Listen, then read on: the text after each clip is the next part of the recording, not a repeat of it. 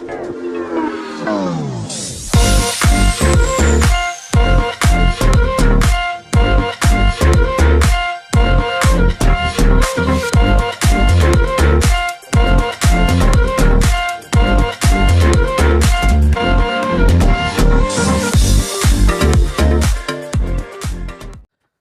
sejahtera Malaysia, tuan-tuan dan puan-puan semua. Kita tahu banyak yang berlaku pada hari ini di Malaysia berkaitan dengan pertuduhan politik, berkaitan dengan pertuduhan rasuah meminta dan menerima rasuah, berkaitan dengan pengubahan wang haram. Dan yang hangat pada masa kini adalah berkaitan dengan Muhyiddin Yassin yang telah menerima dakwaan sebanyak pertuduhan pengubahan wang haram dan juga rasuah. Akhirnya saudara-saudara, di mana sebelum ini Muhyiddin Yassin ada menyebut nama Zahid Hamidi berkaitan dengan pertuduhan yang diterima oleh Muhyiddin Yassin. Hari ini pula Ahmad Zahid Hamidi tampil dengan satu kejutan dengan kenyataan beliau, "Saya sedia disiasat," kata timbalan Perdana Menteri yang itu juga Presiden UMNO. Presiden UMNO Datuk Seri Dr. Ahmad Zahid Hamidi menyatakan kesediaannya untuk disiasat terhadap apa juga pertuduhan. Ia juga susulan cabaran yang dilontarkan Presiden Bersatu Tan Sri Muhyiddin Yassin kepada Suruhanjaya Pencegahan Rasuah Malaysia supaya turut menyiasat punca dana politik yang diberikan kepada PKR dan UMNO. Maksudnya Presiden Bersatu Tan Sri Muhyiddin Yassin mencabar, di mana kenyataan ini ia susulan cabaran yang dilontarkan kepada daripada Presiden Bersatu Tan Sri Muhyiddin Yassin kepada SPRM supaya turut menyiasat punca dana politik diberikan kepada PKR dan UMNO. Maksudnya Muhyiddin pun mahu SPRM menyiasat dana politik, punca dana politik yang diterima oleh PKR dan juga UMNO. Namun Ahmad Zahid Hamidi yang juga timbalan Perdana Menteri turut meminta Muhyiddin supaya menghadapi pertuduhannya terhadapnya dengan hati yang terbuka. Tapi untuk Zahid Hamidi, "Saya sentiasa terbuka. Saya pernah disiasat dan pernah dibawa ke mahkamah. Saya bersedia pada bila-bila masa." Jadi itu adalah kenyataan dari Ahmad Zahid Hamidi. Hai semua, salam sejahtera Malaysia. Saudara-saudara, tuan-tuan dan puan-puan. Kejutan besar dari Hamzah Zainuddin. Setelah Presiden Bersatu yang didakwa dengan beberapa pertuduhan, akhirnya Hamzah Zainuddin dan beberapa pemimpin Bersatu yang lain, yang kita dapat lihat mereka memang mempertahankan presiden mereka. Ya, sudah pasti kalau presiden untuk sebuah parti, sudah pasti pemimpin-pemimpin akan mempertahankan. Tapi saudara-saudara, berbeza daripada Hamzah Zainuddin, satu kenyataan Hamzah Zainuddin, bagi saya ini satu pembelaan beliau untuk Presiden Bersatu dan juga pengerusi PN, yaitu Muhyiddin Yassin. Kenyataan Hamzah Zainuddin, beliau kata, "Jangan cari salah saja. Saya pun ada banyak file." Itu adalah menurut Hamzah Zainuddin. Maksudnya Hamzah Zainuddin coba untuk menyampaikan sesuatu bahwa Muhyiddin memang tidak bersalah dengan pertuduhan yang diterima oleh Muhyiddin. Oke, saudara-saudara, sebelum saya meneruskan, saya meminta jasa baik Anda untuk bantu channel ini dengan menekan butang like, share, dan subscribe. Menurut Hamzah, Ketua Pembangkang membayangkan dia ada file berkaitan pemimpin parti dalam kerajaan, memandangkan dia pernah menjadi Menteri Dalam Negeri.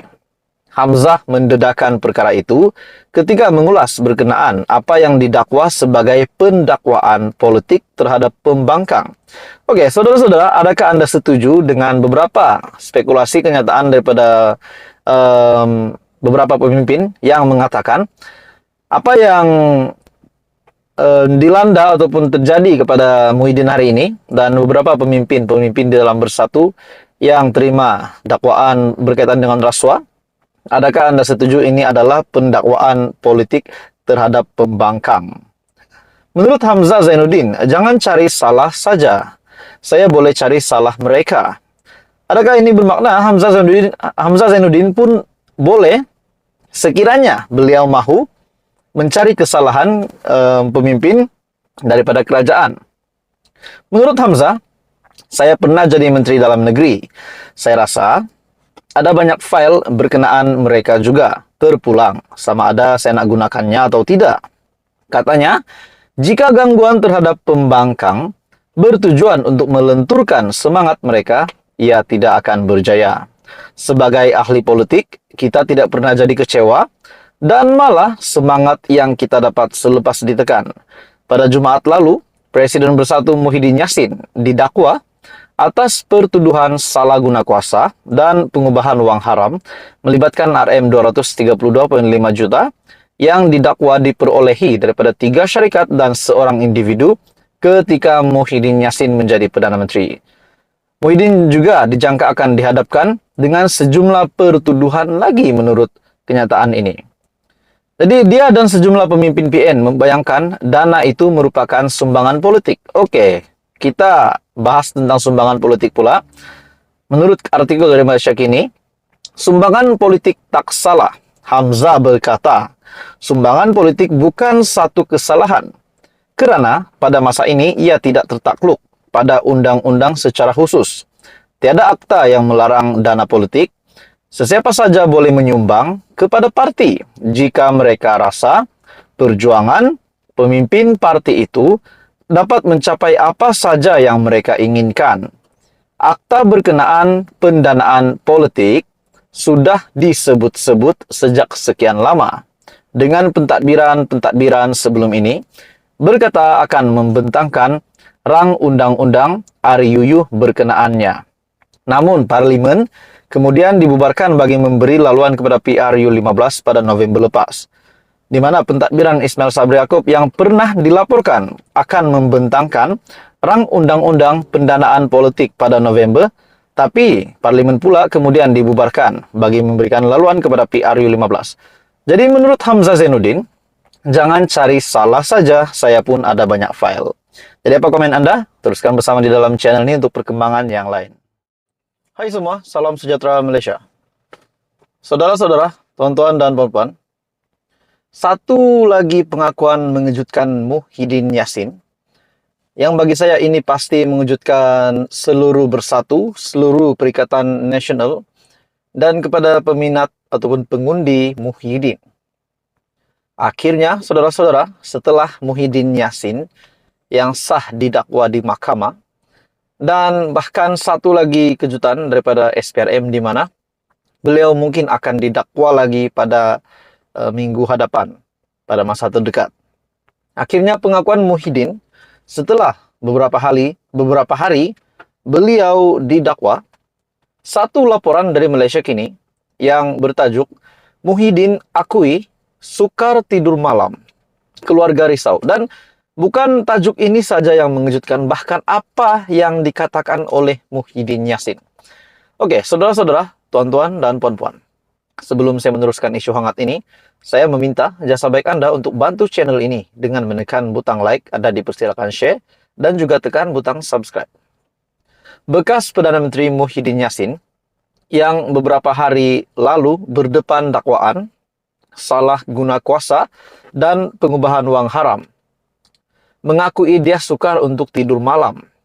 Apabila saya membaca berita, selepas pertuduhan sukar untuk tidur malam, istri saya di sebelah saya sukar untuk tidur. Anak-anak saya risau. Biasalah, itu adalah menurut bekas Perdana Menteri yang juga pengurusi PN pada ketika ini.